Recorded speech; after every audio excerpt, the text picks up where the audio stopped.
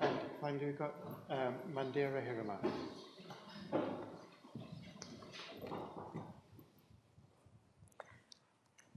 Hi everyone, thank you so much for having me here today.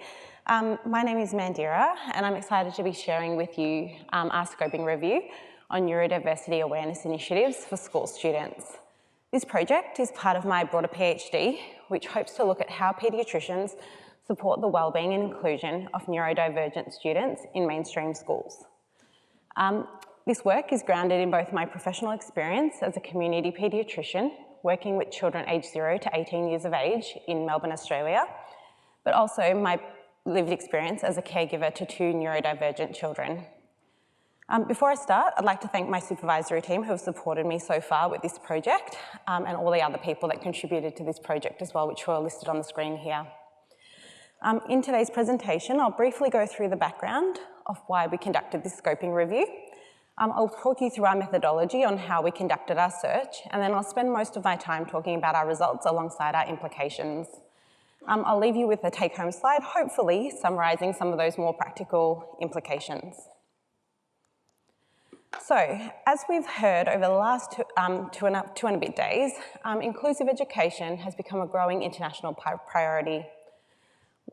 Policies over the past 2 decades have aimed to ensure that all children, regardless of their neurodevelopmental profile, can learn together in mainstream primary schools. While this vision is powerful, we know that many children still feel isolated, misunderstood, and unsupported. Belonging, safety, and friendship remain key areas of concern. Raising the awareness about neurodiversity, as we heard from Sue Fletcher-Watson yesterday, has a number of positive potential impacts. It has, for neurodivergent children, has the ability to reduce stigma and increase peer understanding and hopefully contribute to more positive mental health outcomes.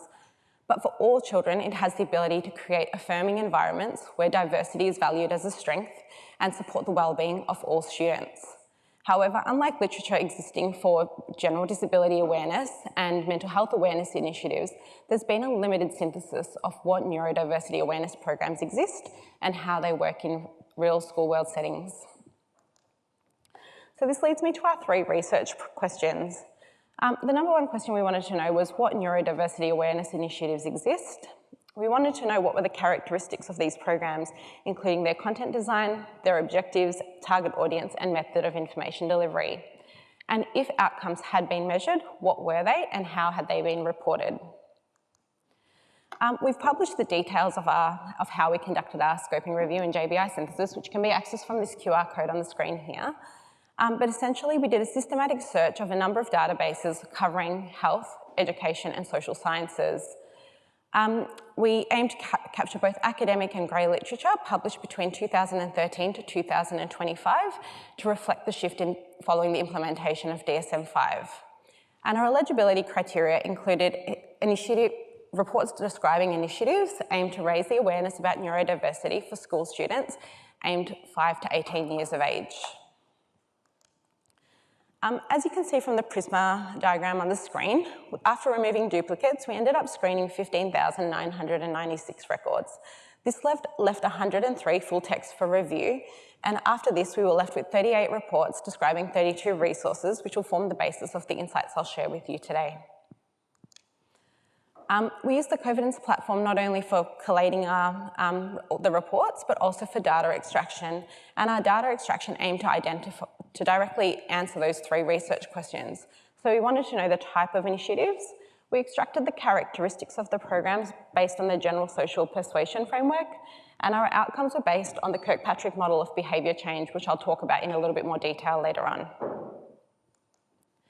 So coming to our results and our implications. As you can see from the map on the screen here and the darker blue shading, most of the programs that we found were implemented or designed for high-income developed countries such as the United Kingdom, United States, and Australia. The average duration of programs was 2.6 months and ranging from 1 week to 12 months. And only 41% of these initiatives use stakeholders for design, and even fewer of these programs use stakeholders for co-production, learned from those people with lived experience and learned from educators, which are central to these programs, as we'll see later on. What these results show us that it's really positive to see this shift in inclusive culture in the community and with the number of programs that exist. It's also really positive to see that stakeholders are getting involved in the design. However, stakeholder involvement does remain inconsistent, and we need to work out how best to support the meaningful and relevant stakeholder involvement, and we need to consider whether established stakeholder involvement frameworks may be helpful in this domain. We also need to evaluate the impact of this stakeholder involvement. This pie graph here represents the focus of initiatives. And as we can see from the orange wedge, autism was the most common focus of our initiatives, which reflects broader trends in academic literature. However, as we can see from this pink or purple wedge on the pie graph, neurodiversity is becoming more prominent in these awareness initiatives, especially within the grey literature. And these programs that focused on neurodiversity also tended to cover the strengths of what neurodiversity encompasses.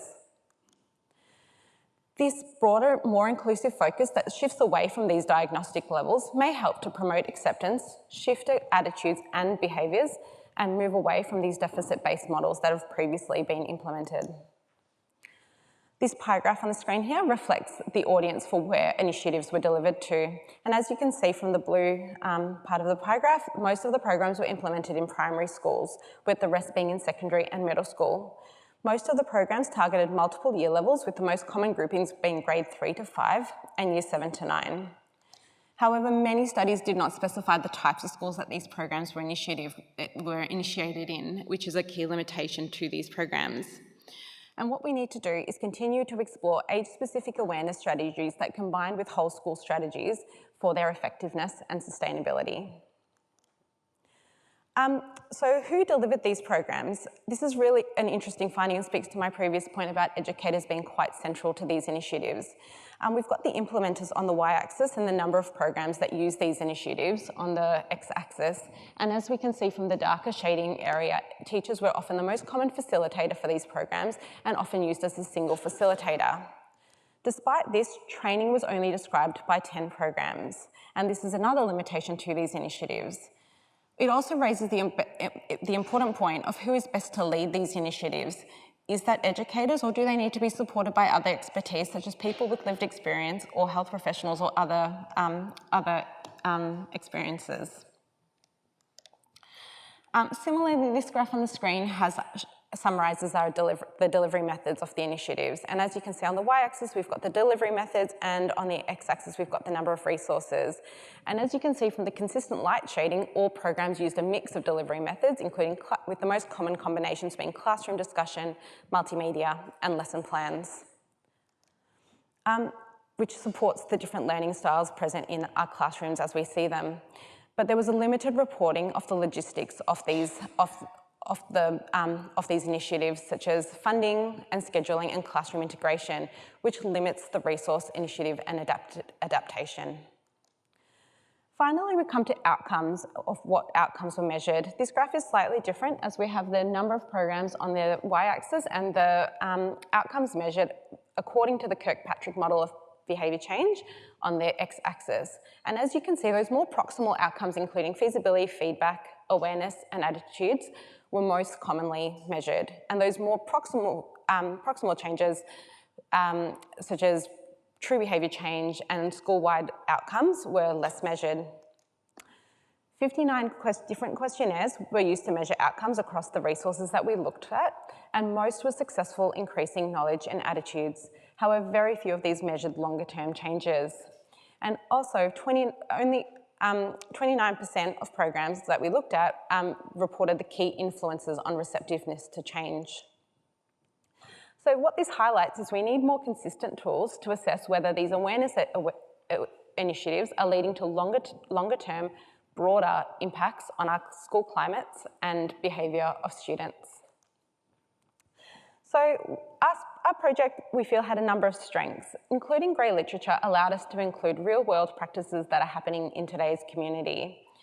Also, the inclusion of diverse study designs shows that movement towards inclusive programs that are being trialled today.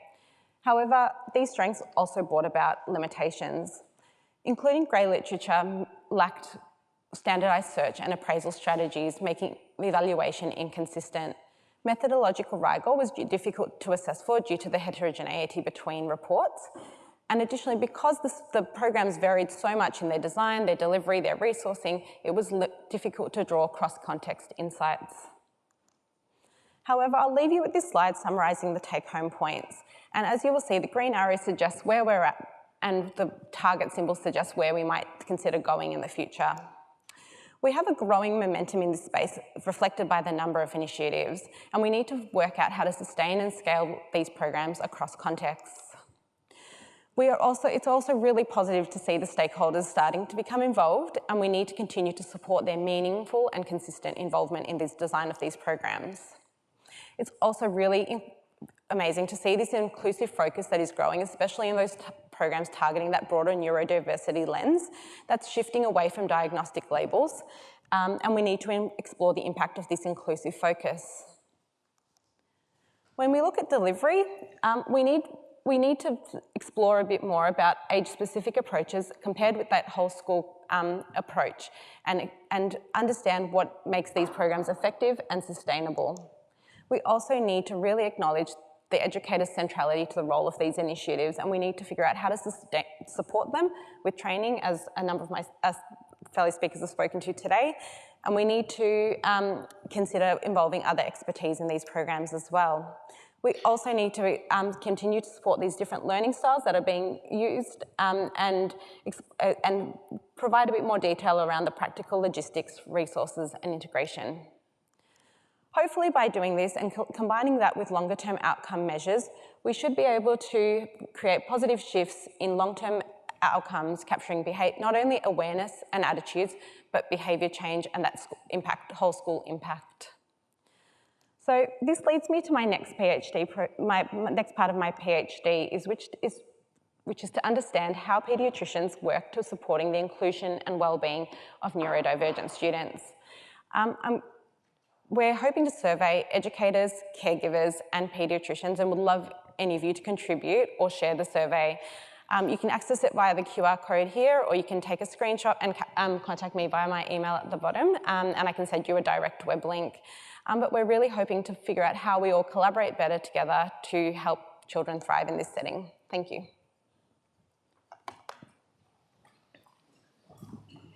Thanks very much.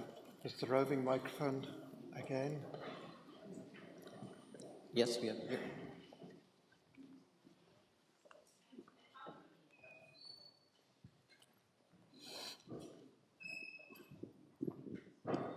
Hi, thank you so much. This was really timely for the work that I'm doing right now. We're putting together a toolkit for elementary educators in Canada, and we found in our first couple of focus groups with educators that the secondary teachers basically told us not to waste our time.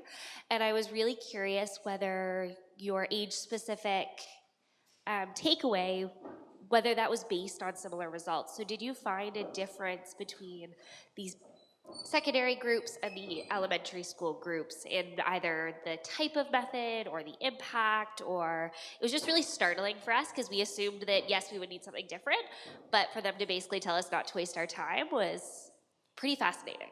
Yeah, because that's a really, really good point, and I think it's one of the limitations that we found from our scoping review. Because we included such a variety of study designs, it was really difficult to draw conclusions comparing the different outcomes between primary school and secondary school and ages, and that's why I sort of kept that really broad statement that we just need further work in this area. There's lots of literature that suggests that whole school strategies are really effective, but there's also equally amount of literature demonstrating that age-appropriate strategies are needed as well. And so we need to work out how to combine these efforts and really tailor it to these age group, but also developmental stages as well.